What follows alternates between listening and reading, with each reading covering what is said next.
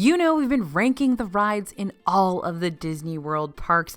And when it comes to the ride hype at Hollywood Studios, we've heard it all. Overrated, underrated, best rides ever, worst rides in history. But today we're going to set the record straight and rank these rides fair and square here on DFB Guide.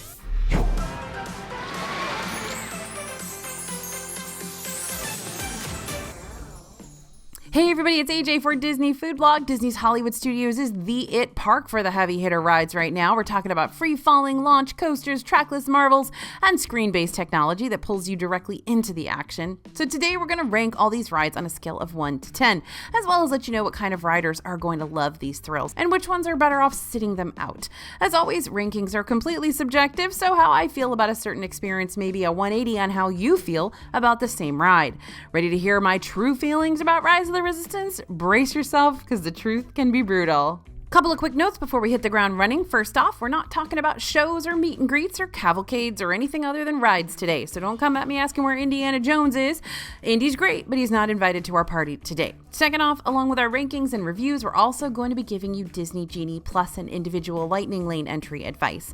The queue bypassing premium service updates constantly, like how the name for individual attraction selections has recently morphed into individual Lightning Lane entry, which is still a mouthful to say. So if you want to learn more about how this planning tool works, I'd recommend checking out the Disney Genie and Genie Plus Everything You Need to Know page on the DFB website, which will provide the most recent Disney Genie updates for you to rely on, because we're updating it every day. But spoiler alert, every ride in Hollywood Studios has a Lightning Lane and could very well be worth your money depending on how determined you are to get on everything in one day. Now first, we're going to head to Toy Story Land. Welcome to the Hollywood Studios land with the most rides. And by most rides, I don't mean a ton like you're going to find in Fantasyland or in Magic Kingdom. I mean three rides. But they're 3 good rides, and even though they're all Toy Story themed, each one has its own personality. We're going to start with Alien Swirling Saucers. The little green aliens have updated the way they travel. Instead of relying on the almighty claw, they're taking their flying saucers out for a spin, and they want you along for the ride. Now, Alien Swirling Saucers isn't a spinning ride in the sense that you're spinning around and around until you're about to hurl, like, say, Mad Tea Party or Mission Space. It's more like you're swung side to side while your little alien guide follows a moving circular track. You know those old scrambler rides you can find at pop-up state fairs, or maybe you've ridden the Mater ride in Cars Land over in Disney California Adventure? This is very, very similar, so be prepared to accidentally squish your ride partner when you're slung from left to right. There's not much going on here. It's cute and it's calm and kids will love it. Plus, you'll get a different Toy Story techno song each time you ride, which adds a little variety to the mix. But when it comes to all the Lightning Lane options, this one's probably one of the lowest priorities on the list.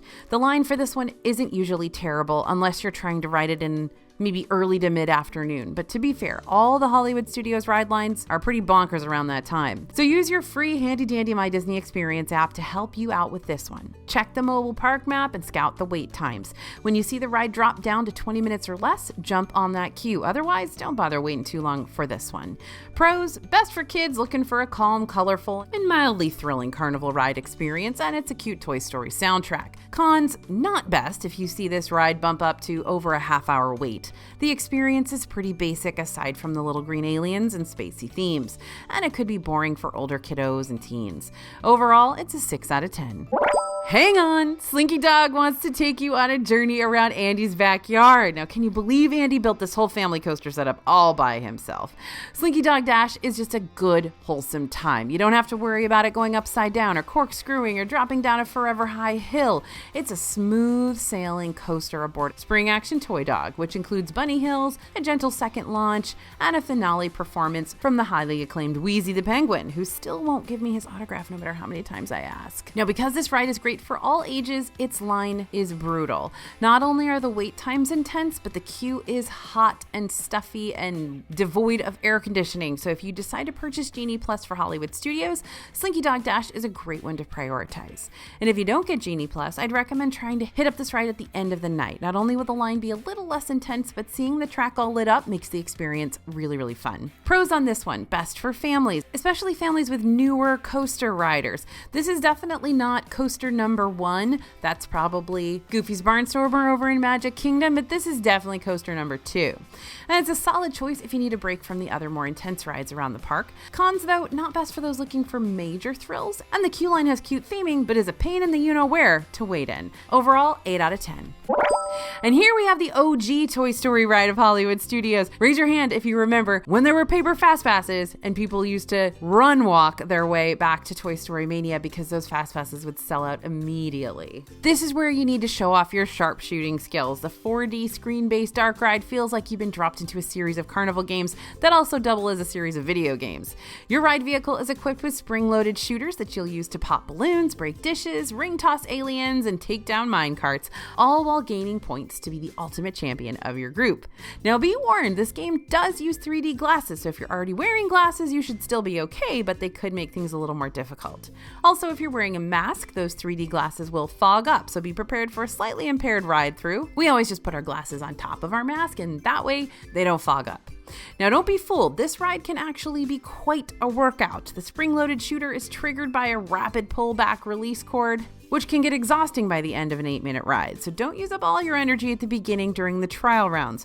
Save it for the end when the really big points are at stake. This is a marathon, not a sprint, my friends. Now, the average wait time for Toy Story Mania is around 30 to 45 minutes, but much like Alien Swirling Saucers, it could wind up being longer. However, unlike the other two Toy Story Land rides, the queue for this one is 90% indoors, meaning you can wait in the AC. Not to mention the queue is super cute, so you can even chat it up with a giant Mr. Potato Head, and that's fun. You can also kill time in line by downloading the Play Disney Parks app and playing the Toy Story Mania specific game Playset Party, where you can compete in a series of virtual mini games with your group members. All in all, I don't think I'd make this a Genie Plus priority, but if you've hit up the other major rides already and you still see it has an available Lightning Lane return time, go ahead and snag it. And may the best spring-loaded shooter win. Pros for this one: best for those who want to experience the superior Rudy Tooty point and shooty game on Disney World property. Sorry, not sorry, Buzz Lightyear Space Ranger spin. And it's an indoor queue, which means you get to wait in the AC. And if anybody's been to Disney World in the summer, they know how important that is. Cons: it's not best for those who aren't fans of the 3D glasses-based rides. And seriously, that spring-loaded shooter, you will feel the burn by the end. I don't care if you go to the gym every day. This is a different kind of exercise, y'all. Overall, 8 out of 10. All right, Maestro, cue the Cantina Band music for me, please, because we are in the newest Disney World area of all 4 parks, Star Wars Galaxy's Edge. Galaxy's Edge opened in 2019, bringing with it new shopping destinations, new places to eat, new storylines, and 2 new rides that allow you to be part of a whole new realm of Star Wars lore. Though both of these rides do use lightning lanes, each uses the queue bypassing feature differently, and that difference could wind up costing you a pretty penny. We're going to start with Millennium Falcon Smugglers Run. Hondo Inaka is going to put you to work. You can't be freeloading around these parts. When you board the Millennium Falcon Smugglers Run, you'll be assigned one of 3 roles: pilot, gunner, or engineer. Engineers keep this hunk of junk up and running, gunners defend the ship by shooting off missiles and blasters, and pilots steer. And by steer, what I really mean is that they determine how smooth or how intense this motion simulator ride is going to wind up being. If you've already watched the Ranking Every Epcot Ride video, then you probably remember how I talked about the motion simulator ride Mission Space and how your assigned role over there means diddly squat because the ride's going to do its thing whether you participate or not. That's not the case with Smugglers Run. Your performance aboard the ship really does determine the outcome of the ride, and if you get 2 pilots that aren't cooperating or don't know what they're doing, things are going to get very bumpy. The immersiveness of this ride is a blast. I find myself shouting orders at the other people aboard the Falcon as if I'm actually some sort of hotshot space smuggler. But that's also a reason that this ride can be intense for some. If you've got a kiddo as one of your pilots, the pressure to perform can be a little too much. So just keep in mind that this is a ride, and if you don't wind up collecting as much coaxium as you would have liked, it's not the end of the world. You can grab a lightning lane time slot for this one, but the wait times are rather hit and miss. Some days Smugglers Run might keep a steady 30 to 40 minute wait, while other days it could be a 90+ minute wait for the rest of the afternoon. Either way, you've also got a third queue option you can use, and that's the single rider line. Though entering through the single rider line does mean your group will be split up to fill in seats in other cockpits, it also means you might get on the ride faster. Emphasis on the might. Pros for this one: best for those who want a truly immersive and hands-on Star Wars experience, and your actions have consequences, making this ride a lot like an action-packed video game. Cons: not best for families who tend to get mad at each other during family game nights. And if you've got kiddos as the pilots or even adults who have no idea what's going on, then your ride aboard the Millennium Falcon could be less of a mission and more of a crash boom bam the entire time. Overall, this is a 7 out of 10. And now we've made it to Star Wars Rise of the Resistance. This ride took one good look at all the ride systems out there, the trackless ones, the screen-based ones, the animatronic heavy ones, the thrill-seeking ones, and said, yep, I'll order one of everything, please. Rise of the Resistance makes you part of the Resistance, and your story starts even before you board the ride. Multiple show scenes happen inside the queue that build toward the climax of the experience, the ride itself, and throughout the queue, you'll find yourself in a rather sticky situation when the First Order decides to crash the party. Okay, I told you I'd give you the whole truth and nothing but the truth about this ride, so here it is. The ride is truly epic. The animatronics are great, all the different room reveals are jaw-dropping, and even the cast members get to play a major role here that makes everything seem very immersive. But this ride is also a major heartbreaker. It's one thing to have forever long lines for the hottest ride on property. It's another thing entirely when said ride is guaranteed to break down daily. Sometimes for a little while, sometimes for a lot of a while, and sometimes for the rest of the day. And that's because this ride has so many components to have to run constantly and perfectly to make the experience work. I think a cast member once told me there are 27 fail points on this ride, and they all have to go off without a hitch for you to get through from the queue to the end. So while I think this is a fantastic ride, it is not a reliable ride. Pretty much everyone on our team has had an experience with Rise of the Resistance where they've been halfway through the queue, or they've already gotten through the first pre-show and made their way to the second pre-show, and then the whole thing crashed. Or there was a time when I was actually even strapped into the vehicle, ready to go, and they had to evacuate us through the back hallways. And if this is the only ride you really want to ride in Disney World, that can be not only stressful, but truly heartbreaking, especially if it's your last day in Disney World and you don't have another chance to try. So because of Rise of the Resistance's popularity, it's not part of the regular Genie Plus program. You're going to have to pay for an individual Lightning Lane entrance. So instead of paying $15 per person per day for a lot of rides, you'll pay around $15 per person per one Lightning Lane for Rise of the Resistance. Don't worry, you don't have to choose one Lightning Lane service over the other. You can stack both Genie Plus and an individual entrance for Rise of the Resistance if you're willing to spend the extra cash. So that means you might need to spend $30 or more to ride Rise and also get into Lightning Lanes for the rest of the rides. Depending on how many people are in your group, how busy the park is expected to be, and how antsy you might get waiting in a 90+ minute ride line, you might find this payment worthwhile. Make sure to discuss it with your group ahead of time before biting the bullet the day of your visit. Pros for this one: it's the best for those looking for the ultimate Disney World dark ride that uses multiple ride systems to pull the whole story off.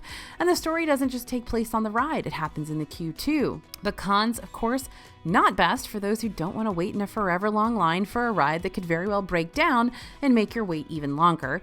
And Lightning Lanes for one ride through can get pretty pricey, like $60 for a family of 4 for one ride when you already bought tickets to the park. So overall, going to give this one a 9.5 out of 10 because it is a phenomenal ride, but she's also real flaky.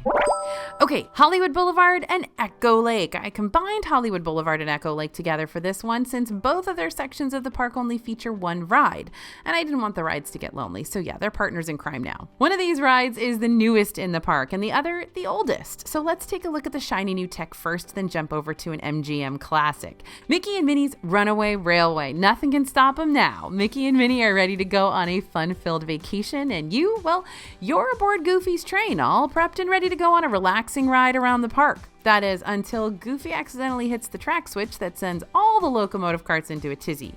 Now, Mickey and Minnie have to put their peaceful getaway on pause to make sure all of you come out of this 2.5D adventure unscathed. Yep, you heard me right. This ride isn't 2D, but it isn't 3D either. Rather, through the power of projection mapping, screen technology, and audio animatronics, this trackless dark ride is going to make you feel like you've been dropped directly into one of those Mickey Mouse animated cartoons, like you'd find on Disney+.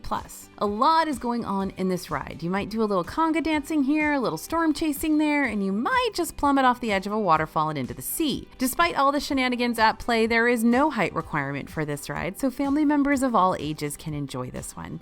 And don't worry about needing to track this ride down. Runaway Railway is located inside the Grauman's Chinese Theater replica, so you'll spot it immediately upon entering the park and heading down Hollywood Boulevard. The dark ride consistently has a 50 to 60 minute wait throughout the day, so it's not a bad idea to grab a Lightning Lane for it sooner rather than later. Now, lightning lanes work a little differently here than they do elsewhere. Originally, Mickey and Minnie's was listed as an individual lightning lane entrance, but from now until August 7th, 2022, you can grab a lightning lane for this experience when you purchase the regular Disney Genie Plus service. So again, not a bad ride to grab a lightning lane for if you've got the chance to. That being said, a good portion of the wait does take place inside the theater, which, there are worse places to bide your time. This is another one of those rides that also cools down on those extensive wait times as the evening goes on. If you're using the free version of the Disney Genie tool, you'll be able to look at Runaway Railway's forecasted wait times for the day of your visit. Though these forecasts aren't always 100% accurate, they will give you a better idea about what time you should plan to jump in line for this ride for less of a wait. So pros on this one, it's best for those looking for a ride the whole family can enjoy, and it's the only Disney ride to star Mickey and Minnie Mouse. Wild, right? Cons, not best for those looking for more intense thrills, and you might have hurt feelings toward this one for being great movie rides replacement, and those feelings are valid. Overall, 8 out of 10. Moving on to Star Tours, the adventure continues. I'm sorry, didn't we just talk about the Star Wars rides? Well, there's one more, and it's actually the OG Star Wars ride, which opened back in 1989, not too long after Disney's Hollywood Studios, or rather MGM Studios, first opened to the public. Star Tours, the adventure continues, is a 3D motion-based simulator where you and your impromptu pilot, C-3PO, have to dart across the galaxy to get away from the Imperial or First Order forces to help protect the Rebel spy aboard your ship. By the way, that Rebel spy, it could wind up being you, so watch out. The really neat part about this simulator is how many ride variations it holds, so you're bound to experience something new each time. You might have to speed across the sands of Tatooine, or navigate your way straight through the Death Star, or dive into the oceans of Naboo. Once Bria got a ride through where they smacked into Jar Jar Binks and had to wipe him off the windshield. She hasn't gotten that version since, so now she's starting to worry that was all some sort of heat-induced hallucination. Very possible with Bria. Now, although Star Tours was here way before Rise of the Resistance or Smugglers run, this ride feels kind of like the outcast of Batuu, since it sits near the Backlot Express quick service instead of being part of Galaxy's Edge. But if the wait times over in Galaxy's Edge are getting way too long, then hop on over to Star Tours for a nice alternative. The waits here aren't usually terrible, plus the indoor queue has some entertaining droids to help you bide your time. I definitely wouldn't prioritize a lightning lane for this one. If the queue starts to get lengthy, just walk around for a bit and come back. It should drop down again later on in the day. This ride isn't intense per se, but if you're super prone to motion sickness, the 3D screen plus the shaky motions of the simulator will sneak up on you. Pros for this one, best for those looking for a Star Wars ride with a much shorter main queue, and randomized ride sequences equal a new variation every time. Cons, not best for those who get motion sickness easily, and it might feel dated compared to the brand new rides in Batuu. Overall, 6.5 out of 10. And we have made it to Sunset Boulevard. Sunset Boulevard might seem peaceful, but don't let it fool you. This section of Hollywood Studios is home to two of the most intense rides, not just in Hollywood Studios, but in Disney World, period. We're going to start with Rock and Roller Coaster starring Aerosmith. So leave it to Aerosmith to throw out the backstage passes like they're candy at Mardi Gras. Hey, I take the candy and I take the passes, no further questions.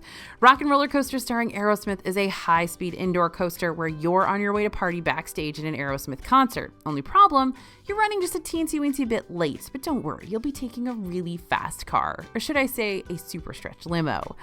The coaster launches you from 0 to 60 miles per hour into the dark with only neon signs lighting your way. This coaster is probably the most intense of the coasters in Disney World since it also goes upside down and takes many sharp turns. But this one's great for thrill ride enthusiasts. Just be warned, if you're expecting a smooth launch coaster experience like you get over at Guardians of the Galaxy, you're not going to find that here. Many times I've gotten off this coaster and needed Tylenol immediately just because it'll jostle you around like a rag doll. Speaking of Cosmic Rewind, Rock and Roller Coaster also has random song sequences. Each limo has a different Aerosmith song blasting through its speakers, so you could end up screaming along to songs like Walk This Way or Sweet Emotion.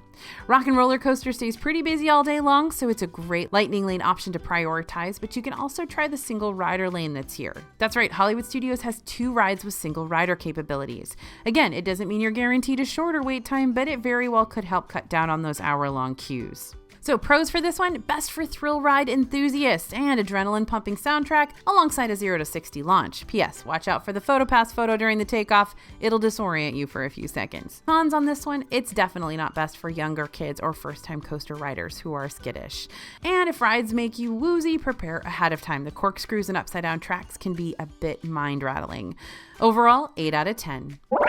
Now we are headed over to Twilight Zone Tower of Terror. If Haunted Mansion can comfortably exist in Magic Kingdom, then what's another haunted attraction between parks? Tower of Terror makes you the star of your very own Twilight Zone episode. Yay you. But what's your role? Oh, you just have to take a ride on a haunted service elevator and drop 13 stories to your untimely demise. Sound cool with you? Great. This ride isn't just a spooky, scary drop ride, though. It's also a dark ride where your elevator will actually move across a track and on into the 5th dimension. The ride sequences are also completely random, so you never know if you'll start the ride shooting up the elevator shaft or dropping down into its depths, and you also don't know how many times you'll wind up dropping in total, so some ride experiences might be a lot more intense than others.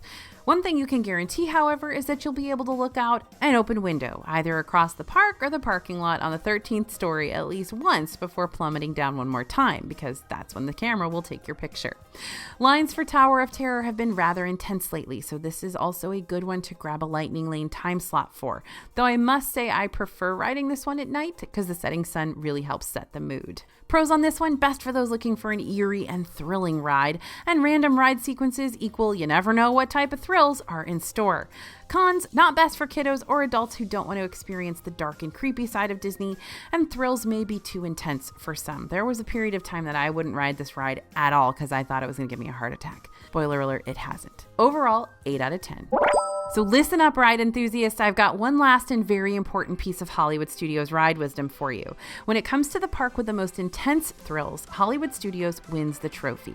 Though there aren't many rides here, you'll notice I only named 9 in total, the rides that are here are bangers. For the most part, Alien Swirling Saucers is the exception, obviously. But with great rides come great lines, and Disney's Hollywood Studios has felt like mass chaos lately with all the guests scrambling to get on these top-tier experiences. If you're planning on hitting up Hollywood Studios this summer, expect every ride to have extreme waits that'll make your stomach drop a little, as if you're already riding Tower of Terror. By the way, you'll know it's going to be a wild day when Star Tours is pushing a 45+ wait. Hollywood Studios is a park you might want to strongly consider getting Genie Plus for. Do you have to have Genie Plus to get on all these rides? Not necessarily, especially if you're taking advantage of the early theme park entry benefit, which allows Disney World Resort guests to enter any of the parks on any day 30 minutes before the official opening time. That benefit should help you get on a couple of these heavy hitters a little faster. However, if waiting all day long in queue after queue after queue doesn't sound appealing to you, the $15 per person per day might start sounding more and more appealing the closer you get to your trip. But do yourself a favor and decide ahead of time. Don't buy Genie Plus in the middle of the day. A lot of the rides you want to ride will already be out of lightning lanes. So buy Genie Plus first thing in the morning on the date you're going to visit, so you don't have to worry about getting on those rides. Thanks for listening, everyone, and thanks for watching. Drop your rankings in the comments below. As always, this is AJ for Disney Food Blog, and we'll see you real soon.